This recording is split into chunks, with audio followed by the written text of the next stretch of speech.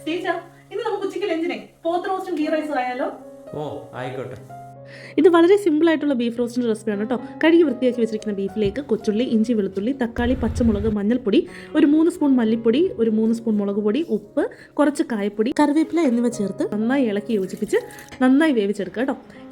ഇത് വെന്ത് വരുമ്പോഴേക്കും ഒരു പാനിലേക്ക് കുറച്ച് വെളിച്ചെണ്ണ ഒഴിച്ച് കുറച്ച് മീറ്റ് മസാലയും ഗരം മസാലയും എല്ലാം കൂടി അതിലേക്ക് നമ്മുടെ കുക്കായിട്ടിരിക്കുന്ന ബീഫും കൂടി ഇട്ട് നന്നായിട്ട് ഇളക്കി പാകത്തിന് കുരുമുളകും ചേർത്ത് നല്ല വറ്റിച്ചെടുക്കുക കേട്ടോ. ടേസ്റ്റി ബീഫ് റോസ്റ്റ് റെഡിയാണ്. ഗീ റൈസ് വളരെ സിമ്പിളാണ് കേട്ടോ. അതായത് ഞാൻ കുക്കറിൽ നെയ്യ് ഒഴിച്ചു, അതിലേക്ക് ഓൾ സ്പൈസസ് ഇട്ടു, കുറച്ച് കുരുമുളക് ഇട്ടു, പച്ചമുളകും ക്യാരറ്റും പിന്നെ നമ്മൾ ഒരു അരമണിക്കൂർ സോക്ക് ചെയ്ത് വെച്ചിരിക്കുന്ന ബിരിയാണി അരി ചേർത്തൊന്ന് സോട്ട് ചെയ്ത ശേഷം പാകത്തിന് ഉപ്പും വെള്ളവും ചേർത്ത് കുറച്ച് മല്ലിയും പുതിനയും കൂടെ ചേർത്ത് വേവിക്കാൻ വെക്കുക കേട്ടോ. ഒരു 4-5 വിസിൽ അടിപൊളി ഗീ റൈസ് റെഡിയാവും. ഭയങ്കര സിമ്പിളും ടേസ്റ്റി ആയിട്ടുള്ള റെസിപ്പിയാണ്. അപ്പോൾ എല്ലാവരും ട്രൈ ചെയ്ത് നോക്കണം. അപ്പോൾ എങ്ങനെ ചാനൽ ഇഷ്ടപ്പെട്ടാൽ സബ്സ്ക്രൈബ് ചെയ്യാനും ലൈക്ക് ചെയ്യാനും ഷെയർ ചെയ്യാനും മറക്കല്ലേ. Bye bye.